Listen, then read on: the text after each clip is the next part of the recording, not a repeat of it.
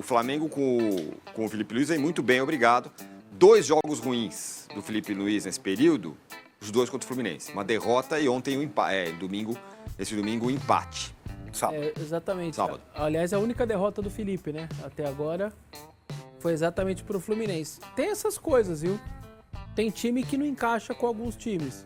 É o planejamento da comissão técnica do Flamengo. Felipe Luiz avisou na última entrevista coletiva. Você, torcedor rubro-negro, que ainda não entendeu, o Campeonato Carioca é pré-temporada. Fala pessoal, sejam muito bem-vindos ao Flamengo Informa e agora vamos acompanhar o que a imprensa paulista falou após o Mengão empatar o clássico contra o Fluminense, né? Empatou, conseguiu um ponto, um jogo bem equilibrado, um jogo bem chato, né? Com poucas oportunidades. Porém, a entrevista do Felipe Luiz ali causou uma certa polêmica, muitos repercutiram de maneira negativa, outros elogiaram a postura do treinador rubro-negro e a imprensa ali segue comentando tudo sobre esse jogo e também o que esperar do Flamengo para a sequência do campeonato. É isso que vamos acompanhar a partir de agora, então pedimos que deixe o like, que inscreva-se no canal, pois assim vocês ficarão por dentro de tudo que rola com o mais querido do Brasil. Agora, sem muita enrolação, vamos direto pro vídeo, ver tudo o que eles falaram. Tem toda a opinião da imprensa em geral no vídeo de hoje. Agora, sem mais enrolação, vamos ver tudo que eles comentaram. Os links dos canais citados estarão aqui na descrição para que vocês possam acompanhá-los na íntegra. Sampaio Correia, Maricá, Madureira. Olha o Fluminense, 9º lugar. Péssima campanha do Fluminense. Boa Vista, Portuguesa e o Bangu hoje seria rebaixado na 12ª posição. Faltam 2 rodadas, cara. Faltam 2 rodadas. O Fluminense vai ficar ganhar fora. Os 6 pontos. Tem que ganhar os 6 pontos. Tudo bem, Bangu, a última partida, vai ganhar. Mas a outra é contra Nova Iguaçu? Eu vou Nova Iguaçu. É o jogo da... Ou ganha. E o Fla-Flu foi muito ruim. Dos 2 lados, os torcedores saíram chateados, porque o jogo foi horrível, gramado ruim, tudo ruim. Vamos ouvir o que disseram Mano Menezes e Felipe Luiz. Fla-Flu nunca é fácil. Fla-Flu é um jogo truncado, onde o adversário sempre tem as suas armas, tentam destruir as nossas jogadas, tentam marcar e fazem bem. Não é fácil jogar contra o Fluminense, que não tem nunca o peso do Flamengo de ter que dominar o jogo, de ter que se impor e tudo mais. Então sempre é mais fácil destruir do que construir, né? Então fizeram bem, fizeram uma grande marcação, anularam bastante os nossos meio-campistas, mas mesmo assim acredito que as chances mais claras foram nossas. Tivemos uma organização que julgamos ser a base de tudo para enfrentar um jogo grande como esse. A equipe se comportou bem em termos de organização. E se faltou um pouquinho mais na frente é porque não foi possível fazer ainda. Mas vai ser possível logo, logo. Muito bem, tá aí. Foi um jogo bem ruim, Vessa. E curioso, né? O Flamengo com o Felipe Luiz vem muito bem, obrigado. 2 jogos ruins do Felipe Luiz nesse período, os 2 contra o Fluminense. Uma derrota e ontem esse domingo um empate. Sábado. Exatamente. Sábado. Aliás, a única derrota do Felipe, né? Até agora foi exatamente pro Fluminense. Tem essas coisas, viu? Tem time que não encaixa com alguns times. Por exemplo, o Palmeiras do Abel, claramente o São Paulo encarava ele nos melhores momentos do Palmeiras do Abel. O São Paulo era o time que melhor encaixava com o Palmeiras. Tanto que é muito mais pau a pau o Palmeiras contra São Paulo do que contra Santos e Corinthians, na era Abel. Porque realmente dá o encaixe. E tá me parecendo um caso assim. Claro que eles podem se encontrar ali na frente e ter um outro destino, mas o jogo em si foi muito ruim, muito feio, truncado. Ao contrário do que o Felipe fala, sempre é truncado o Fla-Flu. Eu, vendo de fora, eu nunca tive essa imagem do Fla-Flu. Não mesmo, também. Grêmio e Inter é 80 vermelhos e amarelos. Corinthians e Palmeiras é o pau quebrando o tempo inteiro. O Fla-Flu eu nunca tive essa impressão. Para mim é sempre um jogo bem jogado. E realmente fugiu um pouco ali, né? Esse 0x0. Acho que fazia algum tempo que não tinha também placar 0x0. Até uma chance ou outra tal. Mas eu acho que é aquele jogo que você vai querendo, sobretudo, imagina a quantidade de turistas lá no Rio de Janeiro, Maracanã, eu vou pegar um Fla-Flu. Ninguém saiu muito satisfeito com o jogo. O torcedor que vai lá mais pelo resultado também não saiu. Em E termos pouco de público, né? É, Público, 30 mil pessoas. 30 mil. Em termos de resultado, para o Flamengo tá tudo bem, o problema é o Fluminense, né? Que a gente acabou de ver a tabela. Tá um puro de não se classificar para a fase final. E talvez o Botafogo também. Pessoal, é o seguinte, vamos para as informações? Vamos lá. Arrascaeta, De La Cruz e Pedro. Vou começar com a dupla uruguaia. A dupla que foi a ausência no clássico contra o Fluminense.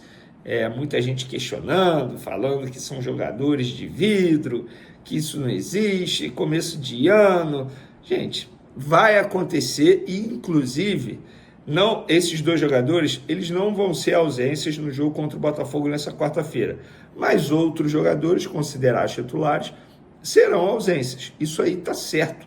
É o planejamento da comissão técnica do Flamengo. Felipe Luiz avisou na última entrevista coletiva, não vai matar ninguém no Campeonato Carioca e tá certo. Eu repito, você torcedor rubro-negro que ainda não entendeu, Campeonato Carioca é pré-temporada.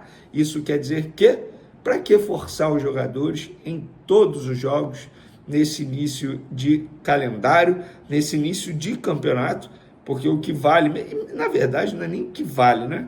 Vamos lá, o Flamengo vai passar para a próxima fase e aí vai ser campeão, campeão e premiação, que é bom, nada. Mas, diante disso, vamos aos fatos. Arrascaeta e De La Cruz treinaram ontem, segunda-feira, normalmente com os demais jogadores e o técnico Felipe Luiz indicou que esses dois voltam contra o Botafogo nessa quarta-feira. Porém, outros jogadores serão preservados. Vou dar um exemplo. O Felipe Luiz, inclusive, ele, entre aspas, completou o treino de ontem com 10 jogadores da categoria de base. 10. Veneu, o que isso quer dizer? Quer dizer que ele já está pensando em quem ele vai poupar no jogo dessa quarta-feira contra o Botafogo, e aí ele vai girar o elenco para o jogo de sábado contra o Vasco da Gama, que, para quem não sabe, mudou de horário, seria 4h30 da tarde, passou para 9h45 da noite. Então esses dois jogadores estão de volta. Vocês que reclamaram, pois vão poder ver os dois uruguaios em campo. Óbvio que com a Arrascaeta e De La Cruz no meio de campo, tende a ser uma partida melhor do Flamengo. Estamos falando de dois jogadores de altíssimo nível.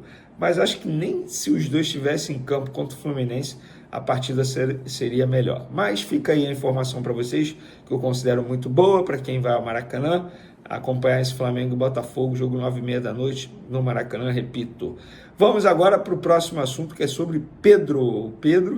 Gente, apurando ontem, conversando ontem com pessoas do Flamengo, aí dei uma sondada sobre o Pedro. Está muito bem na recuperação.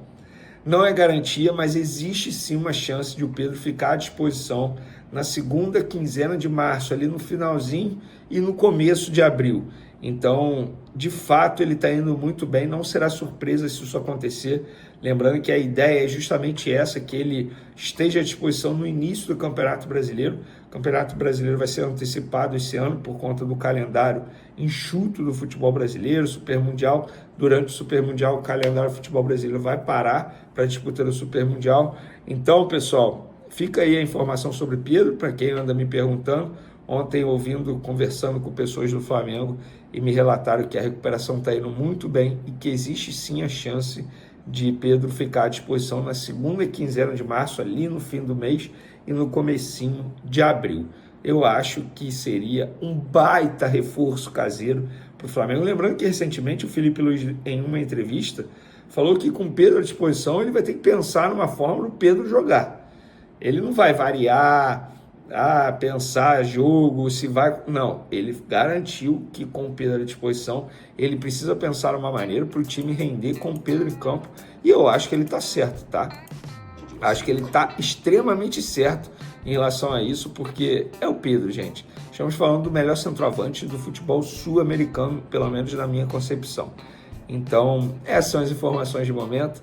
Espero que você tenha gostado. Continue acompanhando o canal Vene Casagrande. Beijo para vocês, forte abraço. Fui! Então tá aí, né, as informações da mídia paulista, ali analisando o dia a dia do Flamengo, e também o Vene Casagrande complementando com mais informações de bastidores.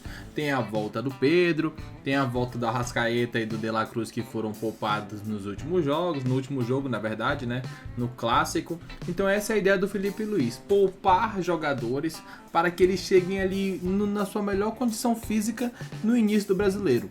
O Pedro deve voltar, será um reforço espetacular. Espetacular, o Pedro é muito acima da média, né? Um craque de bola. Então, com isso, o Flamengo vai muito forte para iniciar o Brasileirão. É claro, tem o Campeonato Carioca, confesso que eu não tô nem um pouco empolgado com esse Carioca.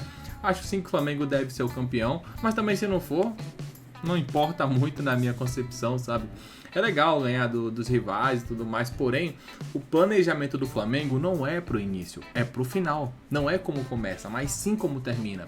Então não adianta quebrar os jogadores e fazer aquilo que o Tite fez, como já foi bem comentado, né? Deu a vida no Carioca, foi uma campanha histórica, porém, chegou no Brasileiro, faltou perna, jogadores lesionados, craques fora ali no momento de decisão, então não é isso que a gente espera. Pergunta se alguém tá feliz com o Carioca do ano passado.